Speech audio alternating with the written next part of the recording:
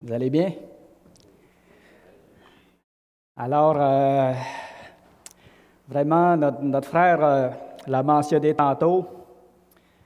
euh, il y a de la joie ce matin dans le ciel. Et je pense qu'on a aussi de la joie ici dans la salle. Amen. Parce que là, on vient d'assister à la confession publique de la foi de deux personnes, de Léa et d'Alexandre. OK? On parle de confession publique.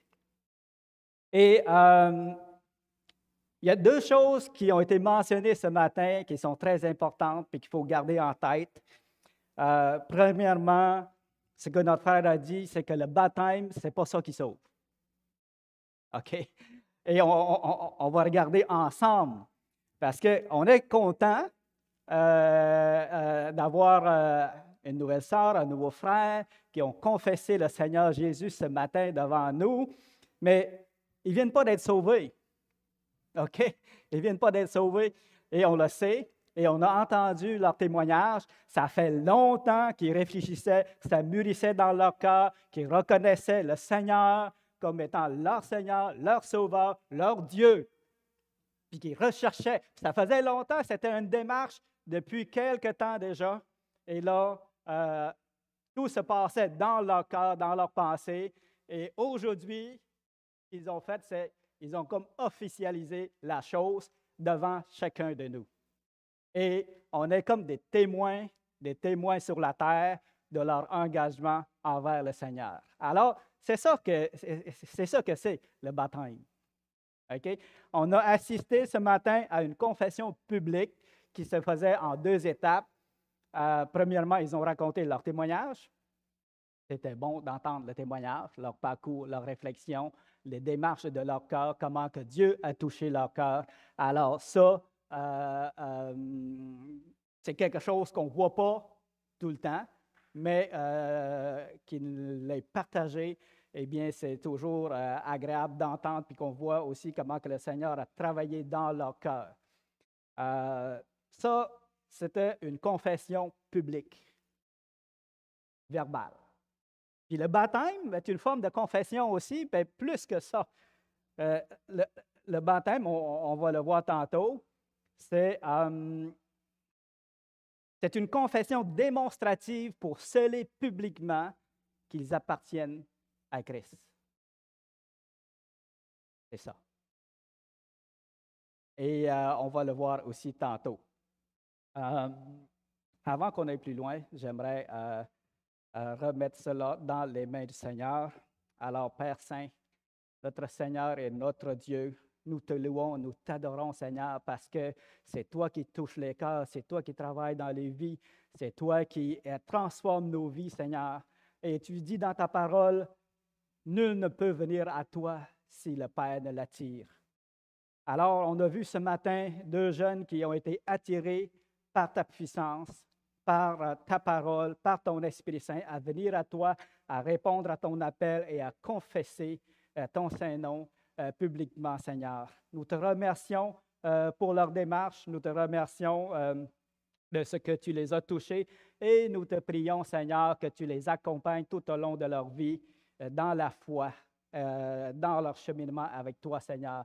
Nous savons que le chemin d'un chrétien peut être très long, très, très long, et peut être rempli d'obstacles, peut être rempli d'épreuves, peut être rempli de déceptions aussi, mais nous savons que tu seras toujours là avec eux et avec tous ceux qui marchent dans tes voies, tous ceux qui se confient en toi, tous ceux qui veulent te plaire, tous ceux que tu as appelés à la vie éternelle par ton Fils Seigneur. Alors, nous te remercions de tout cela. Nous sommes heureux ce matin et nous savons que dans le ciel aussi, tu es heureux avec les anges de ce que nous avons vu ce matin et d'entendre cette belle confession de la part de ces jeunes Seigneurs.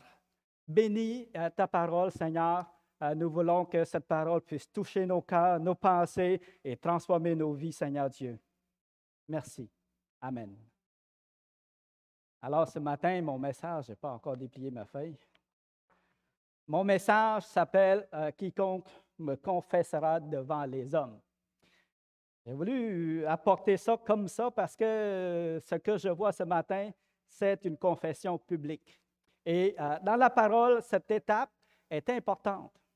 On sait qu'il y a eu un cheminement intérieur dans le cœur des personnes. Puis l'étape suivante, c'est la confession. Il faut confesser. Puis pour Dieu, ça c'est important. C'est très important. Vous ne pouvez pas venir au Seigneur, donner votre vie au Seigneur, puis en secret, rester caché. Non, non, non, non, je ne veux pas que tu le saches. C'est comme si j'aurais honte de ma foi. C'est comme si j'aurais honte d'appartenir à Christ. Alors, si c'est le cas, on peut sérieusement penser ou mettre en doute cette foi-là. Prends par exemple, deux personnes qui se marient, non, pas se marient, deux personnes qui s'aiment, puis qui sont contents de se voir, tout ça, mais on ne veut pas que les autres sachent. On va garder ça secret. Alors, il y a quelque chose qui ne marche pas. Si vraiment vous vous aimez, vous êtes content d'être ensemble, vous allez vouloir que les autres le sachent, puis vous allez vouloir présenter votre épouse, la personne bien-aimée, aux gens. Hey, gars, ça, là, je l'aime. Cette personne-là, je l'aime. Et inversement, dans la parole de Dieu, avec le Seigneur, c'est la même chose. Dieu est mon Dieu. C'est lui qui m'a sauvé. Il m'a touché. Puis j'ai décidé de donner ma vie, mon cœur au Seigneur. Puis je veux que les gens le sachent. Je n'ai pas honte de ça. Et c'est ça que ça sert, la confession devant le Seigneur. On est d'accord que ce matin, nos jeunes étaient un peu gênés. Puis c'est normal, ce n'est pas tout le monde qui est à l'aise à venir en avant, partager tout ça. Mais béni soit Dieu parce qu'ils l'ont fait. Hein? Puis, on ne demande pas à ce que les gens soient parfaits en avant ici. Même moi, souvent, je fais des erreurs, je ne suis pas parfait, puis des fois, je tremble. Mais le Seigneur ne regarde pas à ça. Le Seigneur ne regarde pas à ça. Le Seigneur accueille cette confession-là parfaitement, sans jugement, sans jugement. Alors, si vous voulez tourner la parole avec moi, nous allons lire dans Matthieu 10. Matthieu 10, le verset 32 et 33.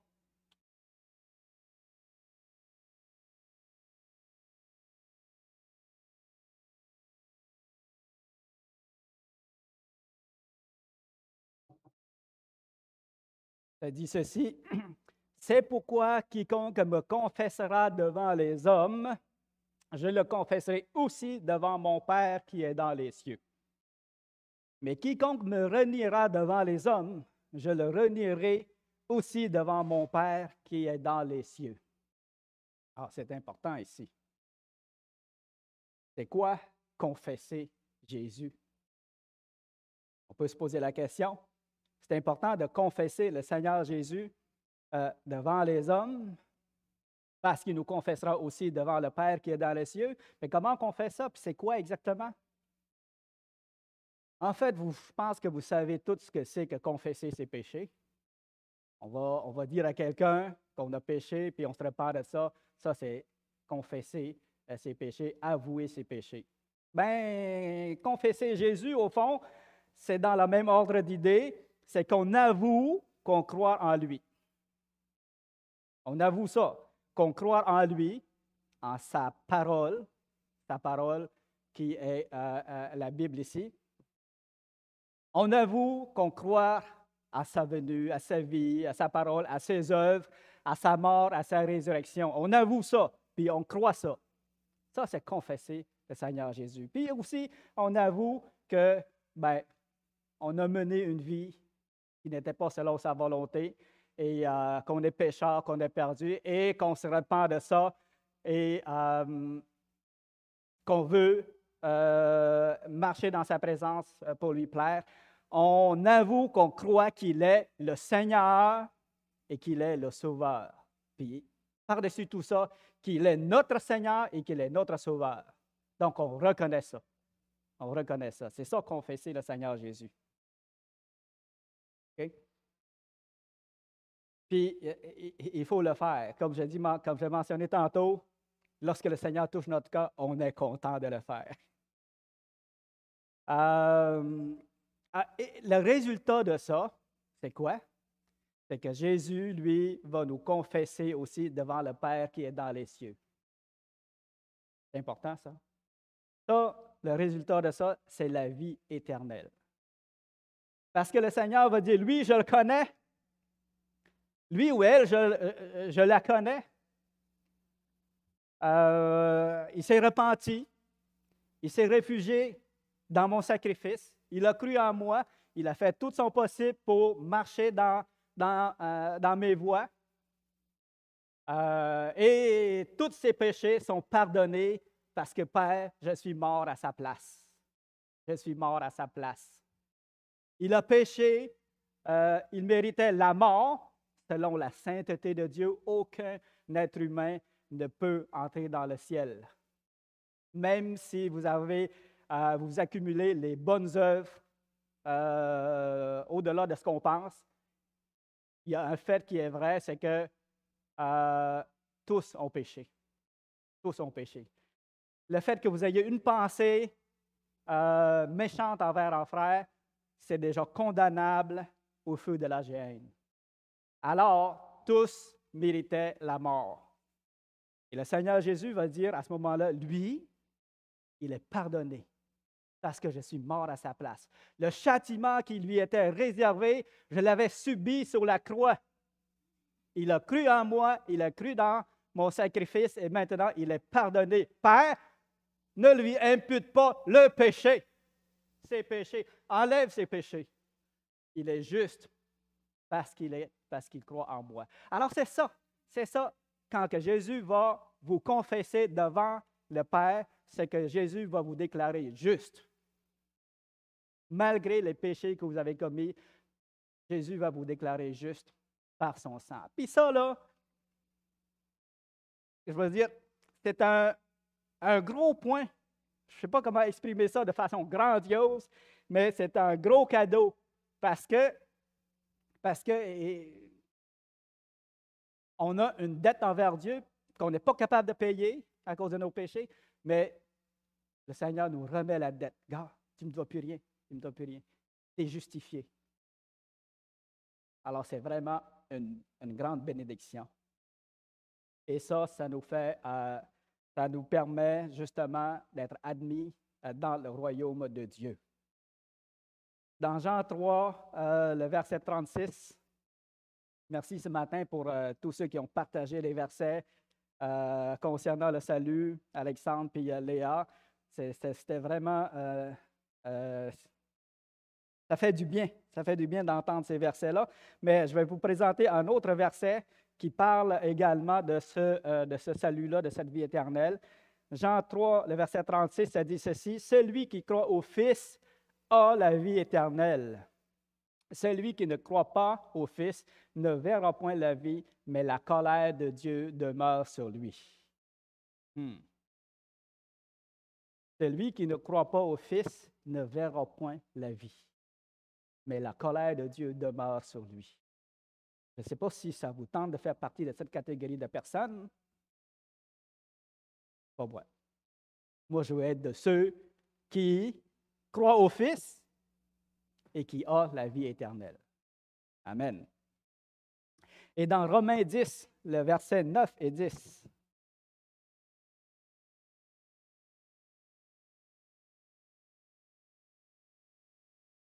on a également une parole concernant le salut que le Seigneur nous donne.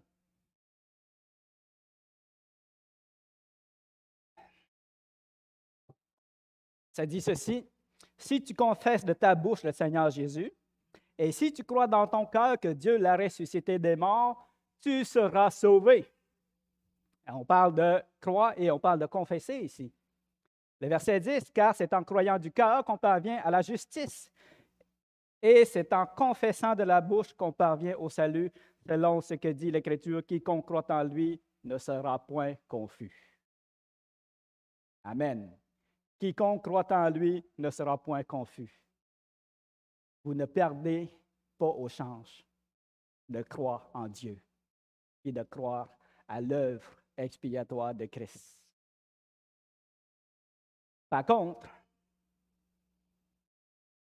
si vous reniez le Seigneur Jésus, lui aussi vous reniera devant le Père qui est dans les cieux, comme on a lu tantôt. Comme il dit aussi dans Matthieu 7, il dit alors je leur dirai ouvertement à ceux qui n'ont pas cru en lui, je ne vous ai jamais connu, retirez-vous de moi, vous qui commettez l'iniquité. Imaginez comment c'est terrible lorsque Jésus va dire ça à quelqu'un. Je ne t'ai jamais connu, retire-toi de moi, toi qui commets l'iniquité. Toi qui m'as rejeté, toi qui ne m'as pas confessé, toi qui m'as ignoré toute ta vie jusqu'à ta mort. Retire-toi de moi, toi qui commets l'iniquité, toi qui n'es pas pardonné, toi qui m'as rejeté. Alors c'est terrible, c'est terrible. Et je ne souhaite pas ça à personne. Donc,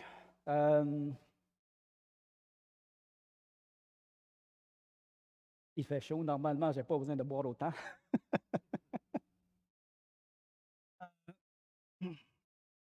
Si on revient au témoignage qu'on a entendu, à la confession que nous avons entendue, comme j'ai mentionné tantôt, c'est un privilège d'entendre notre frère, notre sœur, de voir leur confession, d'assister à un témoignage public. Donc, on a vu que la confession vient après avoir accepté le Seigneur. Après ça, le baptême vient comme sceller et démontrer publiquement qu'on appartient à Christ. Et on a vu aussi que ce n'est pas le baptême qui sauve. Et ça, j'aimerais qu'on revienne là-dessus. Puis on a entendu aussi que c'est leur choix, c'est leur décision. Vous savez, quand on baptise un enfant nouveau-né, il n'a pas décidé, lui. Il n'a pas fait le choix. Le Seigneur n'a pas travaillé dans son cœur. Le Seigneur ne l'a pas éclairé. Le Seigneur n'a pas touché son cœur. Il était trop jeune. Puis lorsqu'on l'a baptisé, ce n'était pas lui qui l'a décidé. Et ce qu'on a vu ici ce matin, c'est des gens adultes qui ont décidé eux-mêmes, qui ont fait le pas, le choix. Et ça, c'est très important. Quoique le baptême, ce n'est pas quelque chose qui sauve, c'est leur engagement. Allons lire dans Pierre, 1 Pierre 3, 21.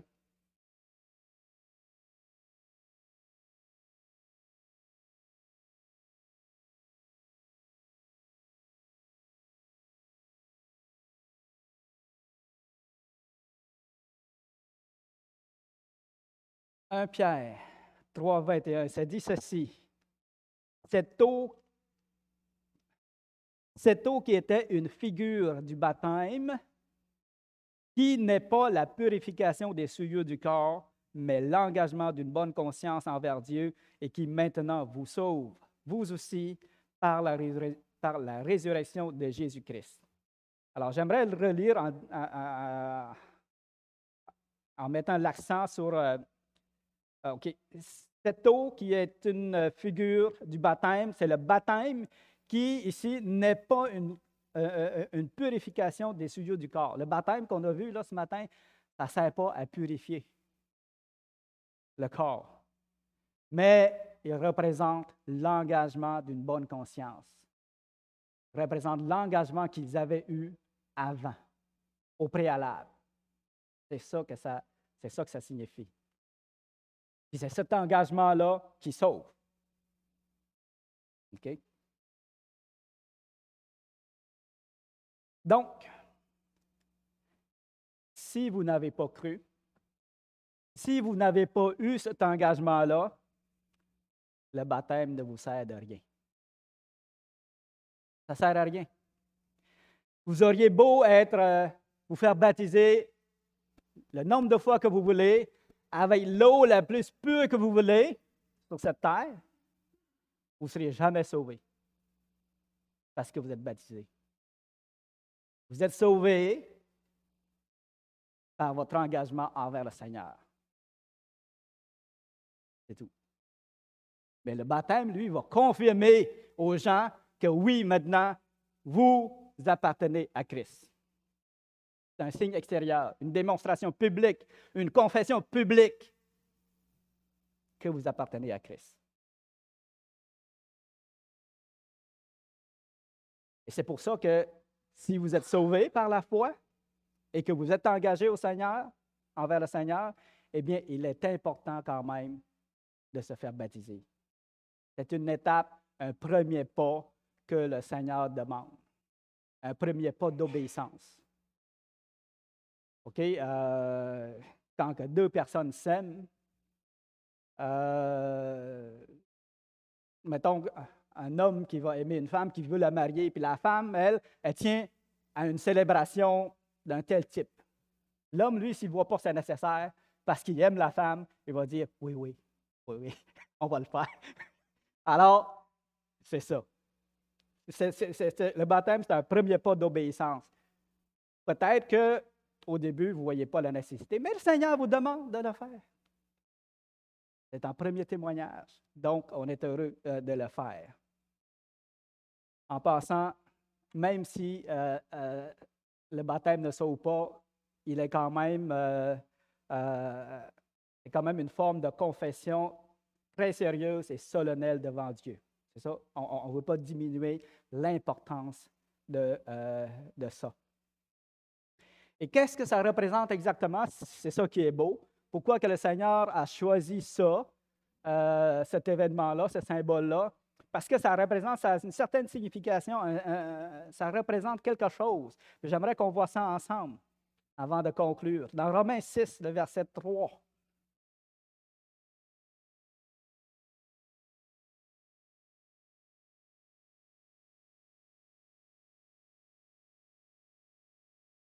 On fait pas, le Seigneur n'a pas institué ça avec n'ayant aucun sens, là.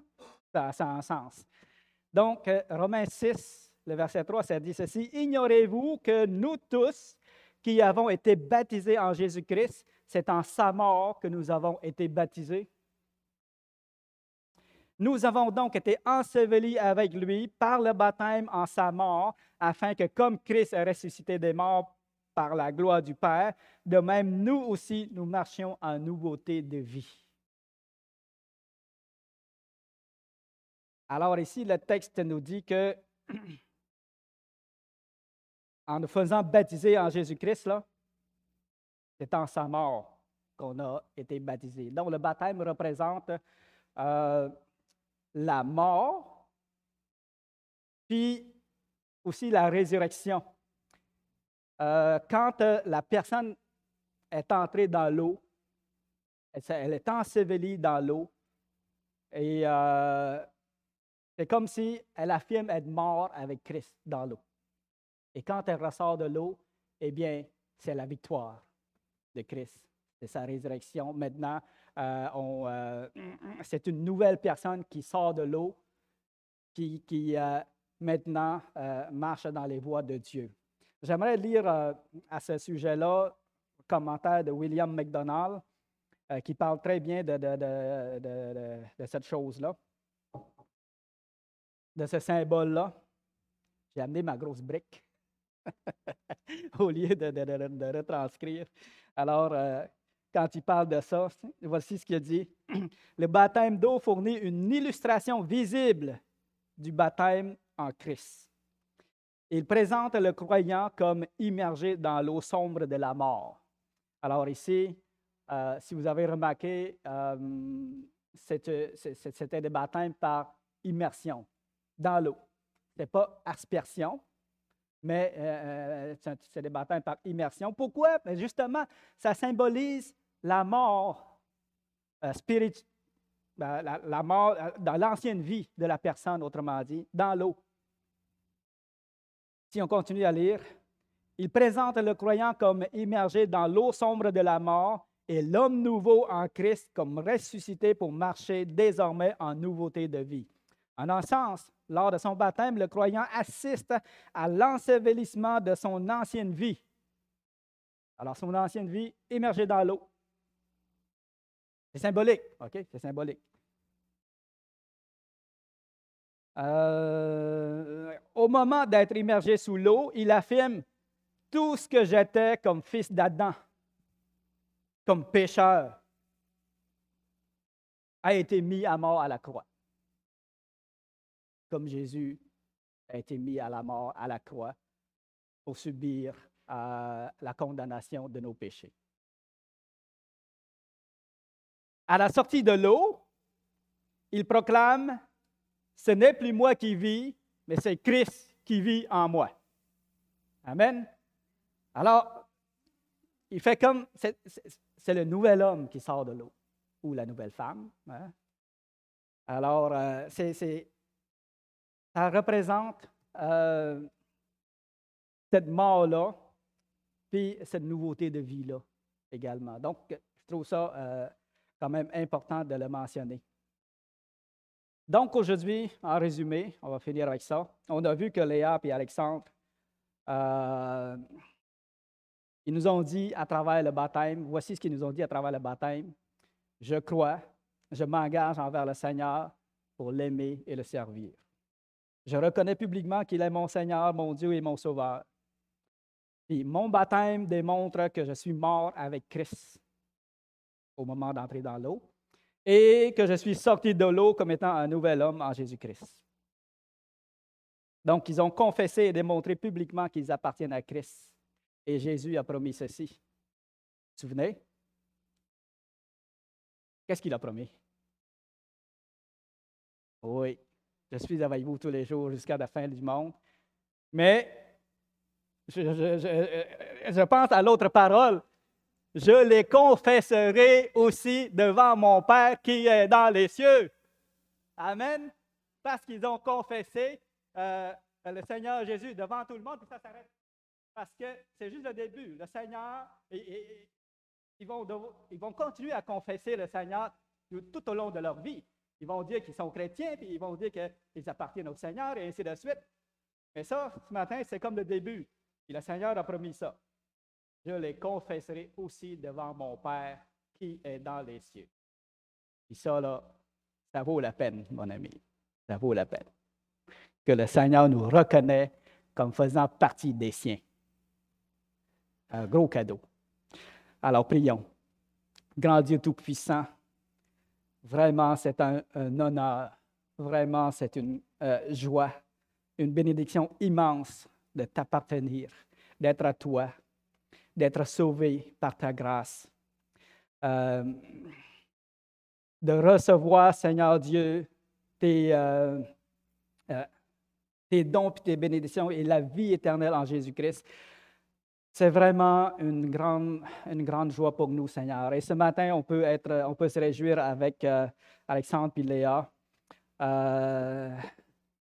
Et on veut te remercier et te louer pour ça, Seigneur. Puisses-tu nous accompagner tout au long de notre cheminement avec toi, Seigneur. Qu'on soit nouveaux chrétiens, qu'on soit des chrétiens de longue date, on a toujours besoin de toi. On a toujours besoin de revenir à toi et renouveler notre engagement envers toi, Seigneur Dieu. Parce qu'on en a besoin, Seigneur. Alors, bénis mes frères et sœurs qui sont ici, ainsi que les visiteurs. Bénis ta parole qu'ils ont entendue, Seigneur.